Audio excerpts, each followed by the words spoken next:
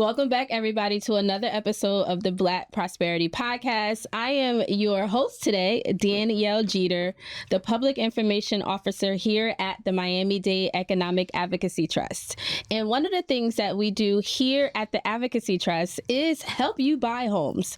So today's episode is going to inform you on what you need to know to navigate the market here in Miami-Dade, what you should look out for, some common pitfalls, and just to make sure that our first-time home buyers are ready to hit the market. So we have a bunch of experts on the show today. And before we get started, I would love for my distinguished guests to go through and introduce themselves. So starting with Stephen. Hello. It's an honor to be here today to kind of talk about something that's very near and dear to me, and that's, home ownership, right? Creating generational wealth. So I'm extremely excited for today's episode to kind of get down and lay the guidelines and understand what to look for, right? To during this process. So I'm extremely excited to talk about today's episode. Thank you for being here. Thank you for having me. Hello, everybody. My name is Obed Bazile. Listen, like he said, it's an honor to be here today to talk about, your first time buying a home, because I was in that shoe as well, as far as, dealing with my mother and my sister. So it's going to be a lot of knowledge that we're going to give to you guys, how to buy your first home. And listen, it's super, super easy. People think it's complicated, but it's super, super easy. So that's my first time hearing that. So this made me feel really, a little bit more we're going to make secure. It look easy. Mm-hmm. So I appreciate, for you guys inviting me on the show today, though. Thank you. You're welcome.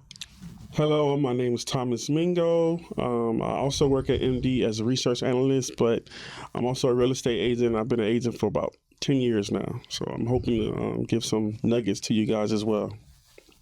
So let's just tackle the big elephant in the room. When it comes to finances, saving for buying your first home, what do we need to know? How do we need to set up our finances, our credit? How much money do we need?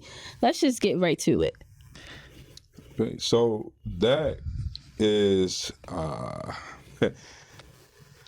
that process is a little bit more complicated in a sense, right? Because it just depends on what is your end goal. What are you looking for, right? What type of home are you looking for? Because that matters in the purchase price, and that will dictate kind of, your monthly payments and in regards to things like that. So the initial steps would be to kind of understand what does it take to purchase a home, right? That's building your credit, knowing what your credit needs to look like. That's having a savings account, right? And I understand the landscape of today, right? It's extremely hard to save money. So as a person that's probably listening and you're thinking, well, how can I save money when I'm living paycheck to paycheck right now, right? So that seems like this goal makes it even further, right? Yeah. Like it's not attainable. But again, like Obed said, this is a very simple process that we tend to overthink, right? In regards to making sure your credit is up to par, making sure that you are putting money aside, right? And it's bigger than just for purchasing a home, right? You're putting money aside because it's allowing you to protect yourself in the future from any emergencies that may arise, right. Whether that's car, health issues, and homes as well, right? So understanding that process before buying a home really allows you to come in day one when you put that key in the lock and feel a lot more at ease and feel like a home, right? So I'll let Obed kind of, touch on that too. So like I said, I make the process super, super easy, because when I was buying my house, like me and my parents and my sister were buying our house, it was very nerve-wracking. We didn't know what to do. But when we got through the process, super simple. I believe it's harder to get into a rental than it is to get into the house. That's a fact. Swear. It's crazy. It's crazy, right? So take us into what your experience was. So when someone comes to me, right, I always tell them $20,000 in the account. For me, that's dealing with me, $20,000 in the account and then a 620 credit score. Okay. That's for me though. Some might say 10, some might say a 580 credit score. But for Obed, this is what I like because this is what I did. So I'm gonna go off of my experience, and it's worked. It worked so far. But dealing with real estate and first time home buyers, they think it's super hard, which it's really not. Once you talk to the lender, really the lender does everything. They get the of course you're gonna send in the paperwork, but the lender really does everything for you. And then when they come to me, I always set up a consultation with the lender.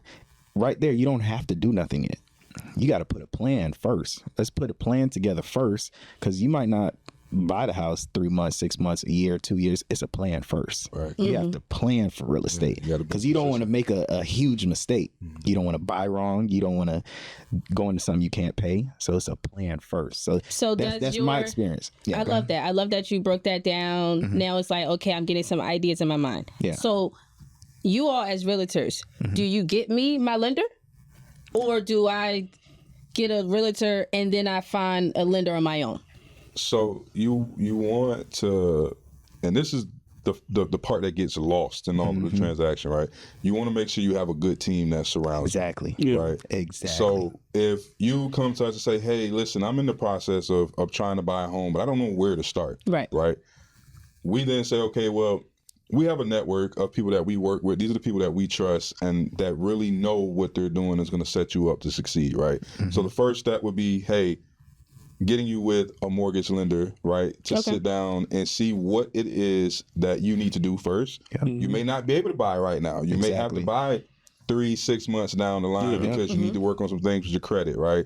You need to save a little bit more. A mortgage lender will kind of sit down and they'll give you a plan. Oh, great. That's great. Yeah, so once you have that plan, then they say, okay, well, now you're pre-approved for X amount. Then that's when we come in as realtors and say, okay, well, this is what we're going to look for that falls within your budget. Just for the clarity's sake, are you saying that my realtor will be able to introduce me to a network of these professionals who can help me prepare to buy my home? Yes, they should. Okay. Right? But it's something that makes the process run smoother. Because as a novice and understand and not really knowing what to expect, you can go to anywhere. You just walk into a bank and say, I want to buy a home. And you don't know what else to do. Right? There's so many aspects that fall in between the time of you looking for a loan to, you sitting at the closing table. And that's just kind of how it goes. And so this is so when I talk to people, I like to dummy it down. We novice on this episode. I really dummy a lot of things down. So like, say for instance, if you were my best friend and I was a realtor, right? You're gonna come to me and then I'm gonna guide you. Now say if he was your best friend and he's a lender, he's gonna guide you to whoever he fits as far as a realtor. Okay. So that's how I really go. Like if someone comes to me, I'm gonna give you two options. I don't always give them one. Nope. Because I'm not going to do that. You know what I'm saying? You have to figure out who you want to work with. Who's best for you, your situation. You know what I'm saying? So that's how I do it. You interview both of them, whoever's your vibe. And that's what you go off of. So Got you. That's how I do it. Okay, great. So can you give us some updates on like, how is the market here in Miami? What are some things that's trending? What should we be aware of? It's 2025. Give us some updates. So this market, so I'm on the investing side right now at the moment, right? And so I'm reaching out to a lot of sellers to sell. So initially I'm a buyer right now. So when I was I'm a realtor, but when the market changes, right? So sometimes we're commission based. So sometimes, like what I like to tell people is I'm my own buyer first. So for buyers right now, amazing, because you can negotiate so much. I negotiate a lot. So for sellers, because the interest rates are high, it's a lot of buyers out there, but they're like, they're not really buying too much. But this is how for buyers, and I'm just letting you guys know this right now. For buyers, this is a time to negotiate. 20, 30K off the asking price. Okay. It's the time. And you could credit it to, the rate, the down payment, whatever, closing costs. So it's a good time to buy. I'm buying. And even more so to that point of crediting, right? Yeah. Here at MD, we have a down payment assistance program where we help with up to $28,000, right? You said 28,000. $28,000. That's the maximum. You help. Like, I can come to the office and. So it's essential, like the process of securing a home, right? So you would go through the process of getting pre-approved. Once you get pre-approved with your lender, you will let them know that, hey, there's some down payment assistance programs that I want to take advantage of, right? In particular, MDs. And so once you find a home, you have your contract, you would submit it. You know, your lender submits your application to our underwriting department, and then they would in turn determine what amount you qualify for, right? I like to tell people that it is the closest thing you can get to free money because it's at 0% interest, no extra monthly payments. The only thing that you have to do, and you don't necessarily have to, but it's recommended, right, is you have to keep the home for 20 years or keep the loan for 20 years. Understandably, things happen. You know, life happens. We understand that. Any event that you have to move or sell before that 20-year period, then you just have to pay us back whatever we gave you, right? You just got to pay us back. That's not terrible. But it's not bad at all. Here's the kicker. Just give us the 28 back. Here's the kicker, right? When you purchase a home, it's considered an asset. Yep. So over time, it builds equity. Okay. So say, for example, you bought your home for $300,000 and 3, 4, 5 years from now, whatever the case is, you have to sell, and now your home is worth $450,000 to $500,000. Our $28,000 that we dropped in the bucket for you is nothing compared to what you're getting back, right? Okay. So I like to encourage people, don't look at that 20-year number and let that discourage you. Yeah. Our program is also stackable, so you can use it and combine it with other programs to help bridge that gap of becoming a homeowner, right? Because people are looking at Miami, and I like to say Miami is an anomaly. And the reason Miami is an anomaly because we have so many people that come from all over the world that buy here that drives our market up. So a key factor in any market is just having a good negotiator. Yep. Exactly. That's really all you need is somebody that knows how to negotiate. Because if you come to me and say, hey, Steve, I have a house, I want $500,000, and I know, hey, the house has been on the market for 30, 40 days. Chances are that $500,000 is not going to come to you, right? Exactly. I have a buyer who's very interested in a home. They're only pre-approved for about $450,000. Hey, let's meet somewhere in the middle and make this deal happen, right? Because we got to make it make sense for everybody. Exactly. And I don't want people to be discouraged because they see prices and they say, okay, well, how can I afford it? Right. These are the resources that are available to you to take advantage of it. Because this $28,000, say you qualify for the full $28,000, you're only required to put down 1% of your money. So if you purchase a home for $500,000, 1% of $500,000 is $5,000. Yep. You can afford that. Yeah, for sure. And we'll go a step further. That's Rent. You pay first, last, and security in certain cases. Almost 95% of the time, that is more than $5,000. for sure. Yeah. And they don't even know it. You Most know of the time. they don't even. That's why I said they don't even know it. Yeah. Exactly. I mean, I don't know about y'all, but we I'd can- much rather do that than pay somebody first, last, and security. Yeah, you can get especially that. on You can rental. get that 5. Yeah, on Yeah, a you get rental, that. you know, it's on a rental.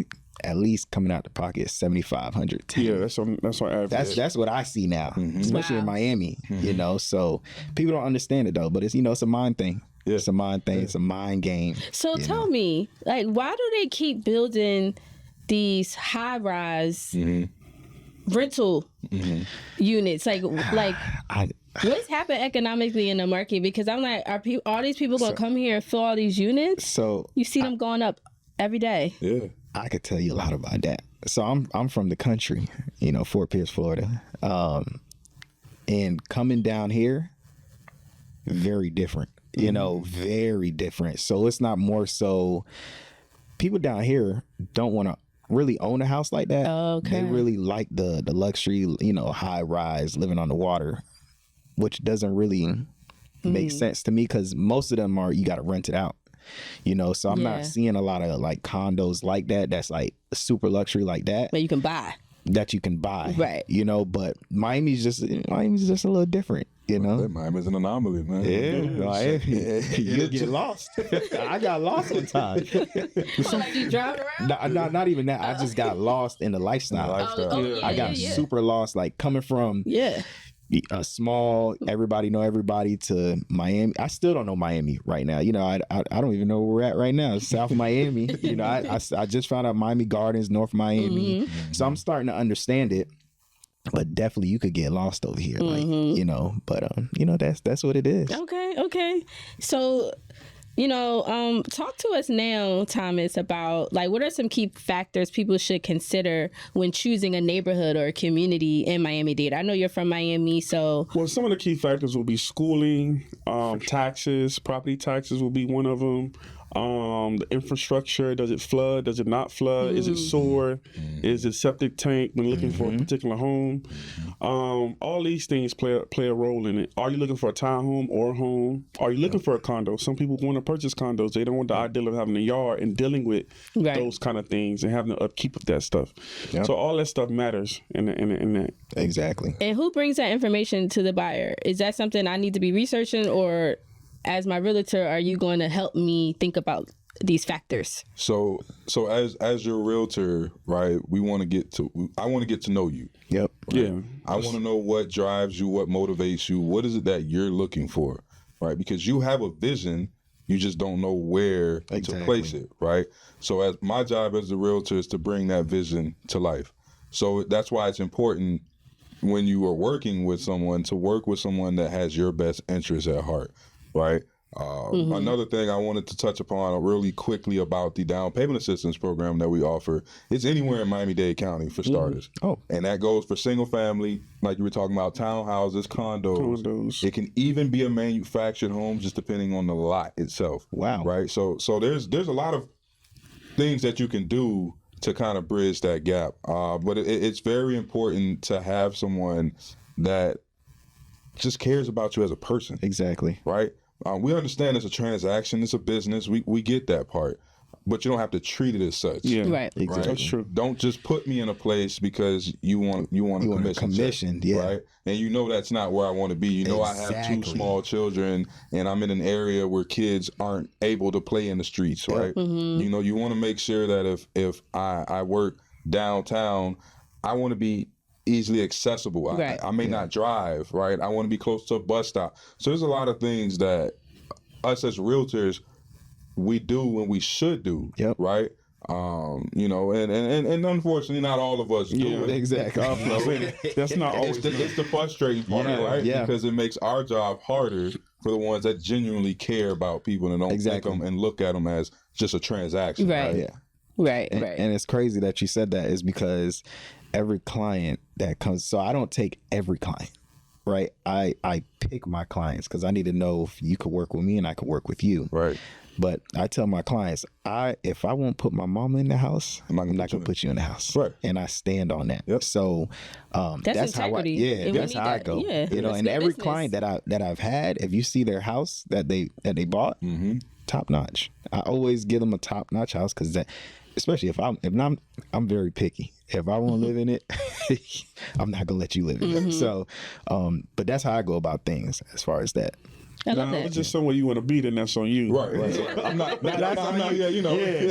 We got. That's why I said I got to figure out we could. But definitely that for sure.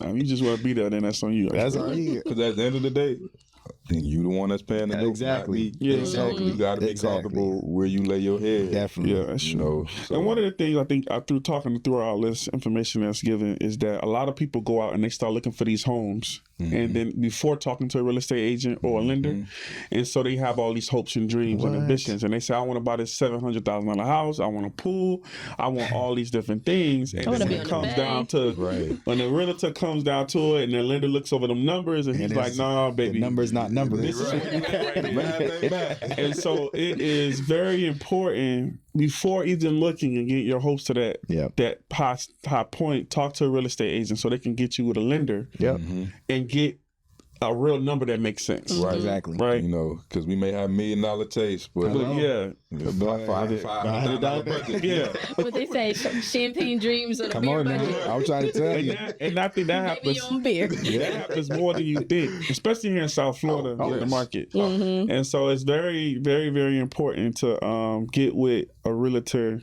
as soon as possible before you even start looking. Right. And that kind of brings you back home and say, okay, maybe I'm not ready yet, or maybe I am ready yet, and I'm okay with this. Go ahead, come on over here. Right. We're gonna make sure you're right. You know, we don't want you to go, you know, have these high expectations and then feel discouraged. Yeah. Because that happens a lot. Yeah, too, oh right? my God. That's how you quit. Right. You see, you trying to keep up with the Joneses, and you see, well, they have this big old house, and I want something like that, and Exactly. you know, that's not what's meant for you. Right. And you know, we got to understand that as well. But And also the idea that, like, just because this is your first home doesn't mean that this is what I was going gonna to be tell the you that. last home. Yeah, correct. Yes. And it's crazy because my sister has a home. It's a smaller home, and she's always telling me like, man, you know, I want to buy another home. I said, listen, this ain't your forever home. Mm-hmm. Everybody has to start somewhere. Right. What you do is you could either get the equity out, go buy the next one, rent that one out. Yeah. You know, that's how you play Monopoly. and that's how you create generational wealth. I'm trying to play Monopoly and play listen, generational listen. wealth. Play the game Monopoly for real, and then take it to real estate. Yeah. Easy, super easy. You know, and when we talk about the investment side, I'll show you I'll break that down. Let's go. Okay, You know what I'm well, saying? let's go there. Super easy. Come on, what's up? Well, Now, what we what- need to know about the investment So side. as far as the investment side, right? How I did it. So me, my mom, and my sister, we bought a house, and we bought it, you know, with FHA. We stayed in it for about 2 years, rented it out. Then we went on so now I used mine. Okay, got you. We did that. Stayed in it about a year and a half. Then we used my sister's.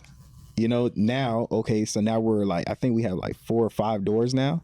So we turned one of them into a group home.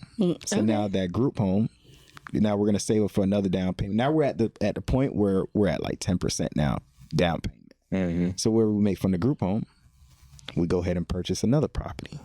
So it's like Monopoly. It's time. I always tell people, don't rush into it. Take time. Take time. Try to get to 15 doors. 15 doors. Yep. I love You'll be good. the mentality of your family Yeah. and how you all were able to come together on a shared vision and say, hey, Yeah, don't let's have start, to often. let's start building this wealth, right? That Let's is start not often at all. So they call me a warden in my household. They call me the warden. And it's you brought because this vision to I'm the the table. youngest, and I just feel like, you know, my mom, you know, she was working, no 401k. My sister, she's a travel nurse. So I had to really tell everybody, hey, oh, slow down. And I have 2 kids. I'm the only one in my sister doesn't have kids. So it's me. I have to think about my kids too. Mm-hmm. But as my sister and my mother, y'all have to think about my kids too. Right. So I had to really sit them down and tell them like, hey, hold on, relax. Like we have a shared bank account. Like we have our personal, but we also have a shared bank account. Everybody has the Roth IRA, you know, the life insurance. And I set all that up because I'm not going to play with y'all. And it's crazy because my mother and my sister, you know, when people come in and they listen to when I'm speaking to my mom, my sister, they're like, yo, how you the youngest? And they listen to every move. Because when my sister wants to spend, hey, Jamar, so they call me Jamar home. Jamar, can I buy this? You know, I want to buy this car. Like she wants a Tesla. And I said, no, we're not doing that. Why would you do that? No, we need to go buy a rental property first and then let that pay for it. I was about to say that. Guess what? I'm going to have to pay for the Tesla out of our shared account. Yeah. So she understood. So how many conversations and sit downs did this take for everybody's yes? For you to get the That's yes. like 2 years. A lot. Wow. 2 years to really let's lock in. And then when you go through life and life start lifing, because I was doing good in real estate, but my mom might not be doing good and my sister might not be doing good. Now they're coming to me and I'm like, hold on, I'm good because I took my steps. You know, yeah, I love y'all, but y'all need to learn. You know, and that's how they was like, okay, you know, let's listen to him a little That's bit. what's up. Yeah. I like that. Yeah, that's what I did. I like that. I want to do that. You should. You should. And you can. Weekly meetings. Yeah. Yeah. I don't know if I have the immediate family who gonna lock in, but I'm gonna start my own family. That's what you're supposed to do. Yeah, so I That's love what that. you're supposed to do. I love that. Are there any other like common pitfalls that first time home buyers make that you see, Yes. and how can they avoid these mistakes? So it's 4 main points that I always ask. 4 main questions I always ask before we go anywhere, before we put any contract. And that is, how old is the roof? How old is the electrical system? The plumbing, and the HVAC, right? Because when we're buying a home, those are the 4 main heavy hitters that you have to account for, right? So if you say, hey, Steve, I really love this house, and the house is worth, they want $500,000 for it. I say, okay, let me ask some questions first before we get down to it. So I'll call the agent and say, well, hey, what's the life expectancy on the roof? The roof needs to be replaced. Okay, well, I mark that down. How old is it? When was the house built? Oh, the house was built in the 60s. Okay, was the plumbing ever updated? I'm not sure. Okay, so we mark that down, right? Mark that down. Because now we're looking at cast iron pipes, and we gotta account for that. Yeah, exactly. HVAC and electrical. So, once they come back and they say, hey, well, these things need to be updated. Well, okay, well, now I can bring this to your attention and say, hey, listen. Exactly. They want $500,000 for this house. Yeah. Going into this home, you're looking at more, give or take, between $50,000 to $60,000 that you'll have to put in to get it to where you want it to be. Right. Right. More. Right. And that's just the baseline, right? Yeah. That's not understanding what's behind the walls. Yeah. Right. So understanding that, okay, well, they want $500,000. If you say I'm looking at around $50,000 to $60,000 off, so now we're looking at what, $440,000? Mm-hmm. Yeah. $450,000 before we even go anywhere, right? And that goes back to renting, right? Yeah. Because a lot of people are comfortable renting because what do they say? Well, if something breaks, I don't have to fix it. Yeah. I just call the landlord or the property management and they'll come down and they'll fix it. But that's why it's so important that when you're buying a home, especially as a first-time home buyer, is to have somebody that knows what they're doing and have your best interests at heart. Exactly. I can't. So the inspector, does the inspector come in before you buy? Yes. During the inspection periods. So there's clauses in the contract that we write to make sure that your asset and your investment is protected. Okay. Meaning we put fail safes in the contract so you don't lose your hard earned money that you've been saving, right? But not everybody does that. Yep. So again, it's very important to understand to read that contract. Because there's ways to say, okay, well, if the house doesn't appraise for this amount, I can cancel the contract as a buyer and I get my money back, and there's there's nothing else to be done. If it doesn't pass inspection, hey, I get my money back, right? Yeah. There's little nuggets and tidbits that we gotta know. Yeah. And if you know. Right. And also, that's when that negotiation time happens during that inspection period. Because typically, a good real estate agent, once you get on a contract, I know I might have 7-day inspection. Right. Yeah. Okay. On average, it's about 7 to 10 days. I know that I need to strike while the iron's hot. And as soon as I get my inspection done, the sooner I know what's wrong with the property, the sooner I can tell my client, hey, these are the issues with the property. Exactly. We might need to back out. Okay. Or we might need to negotiate. And you have that window to back out. To back out and get whatever money you put down. So good agents know, as soon as the agent called me and said, we got a live contract, hey, I got my inspector coming out there tomorrow, if not the day after that. Okay. Right. And then usually it takes about a day to 40 hours. 48 hours. 40 hours to get a report back. Right? Okay. And so once you get the report back, now we at day 4. Right? Now you still got time to kind of negotiate back and forth. And if that negotiation doesn't yield any, then it's like let's back out of it. Okay. That's it. Okay, so let's do a round robin, starting with you, Thomas. Let's just go around and give a final thought. Maybe a final tip when it comes to this home buying process. Obed, talk to us about the investing side of things. So let's go ahead, Thomas. I think that it's very important for you to find a good real estate agent and then find a home that you can see yourself living in and understand that it might not be your forever home and it is an investment, and then that this is just a step to somewhere else. And so don't be scared about it. Don't be timid. Just act and keep it moving.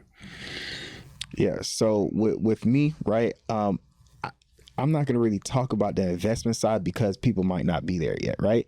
But what I really want to talk about is what me and my family paid when we was renting. You got to think about it. The time from when we started renting to when we got out, $300,000. that we gave the landlord. Never get back. He can never give it back. 300,000. So that's what I tell people. Listen, stop being comfortable renting. If you're not ready, that's okay. At least talking to a lender is free. Talking to a realtor is free. So go ahead and take that step and talk to them at least and get a plan. So that's my little tip for you guys. Love that. Yeah. And on that note, right, I have this conversation. I tell people all the time, you rent because you have to, not because you want to. There's a difference behind that. And, you know, I have my book.